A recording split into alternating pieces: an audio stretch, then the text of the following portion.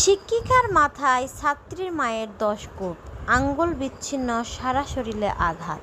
কিশোরগঞ্জের ভৈরবে টিউশনির বকেয়া টাকা চাওয়াকে কেন্দ্র করে এক স্কুল শিক্ষিকাকে ঘরের দরজা বন্ধ করে নৃশংসভাবে কুপিয়ে জখম করেছেন এক ছাত্রীর মা।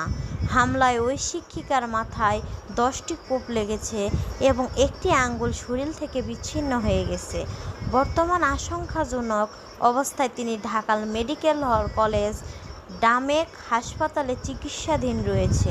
গতকাল সোমবার ১৩ জুন সকালে ভৈরব উপজেলার শিবপুর ইউনিয়নের পানাউল্লাহ চর গ্রামে এই লোমহর্ষকর ঘটনা ঘটে। পরে স্থানীয় জনতা তাৎক্ষণিকভাবে হামলাকারী নারীকে আটকে রেখে পুলিশ সোপর্দ করে। গ্রেফতার হওয়া ওই নারীর নাম প্রিয়া বেগম, বয়স ২৫ বছর। তিনি স্থানীয় এক খাবারের হোটেলের ব্যবসায়ী বাইজিদ মিয়ার স্ত্রী। শিক্ষিকাকে হত্যা চেষ্টার অভিযোগ দায়ের করা মামলা প্রিয়া বেগমকে আজ মঙ্গলবার দুপুরে আদালতের মাধ্যমে কিশোরগঞ্জ কারাগারে পাঠানো হয়েছে। ভৈরব থানার জ্যেষ্ঠ উপপরিদর্শক এসআই এমদাদুল কবির জানান, ঘটনার সুষ্ঠু তদন্ত চলছে এবং হামলার পেছনে টিউশনির টাকা বাইরে অন্য কোনো কারণ বা উদ্দেশ্য রয়েছে কিনা তা খতিয়ে দেখা হচ্ছে।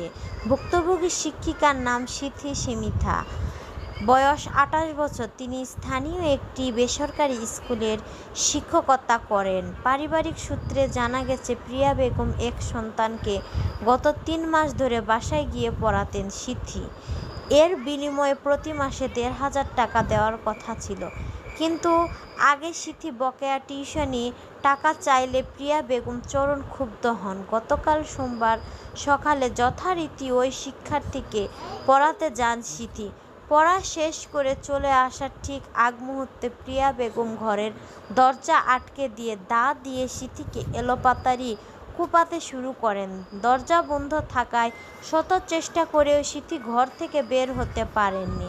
তার চিকিৎসকেরা, প্রতিবেশীরা ছুটে এসে রক্তাক্ত অবস্থায় তাকে উদ্ধার করে প্রথমে ভৈরব উপজেলার স্বাস্থ্য কমপ্লেক্সে নেওয়া হলে অবস্থার অবনতি হওয়ায় দ্রুত তাকে ঢাকা মেডিকেল কলেজ হাসপাতালে স্থানান্তর করা হয়। চিকিৎসকেরা জানিয়েছেন, সিথির মাথায় ১০টি কোপের গভীর ক্ষত রয়েছে, সেখানে প্রায় ৫০টি সেলাই দিতে হয়েছে।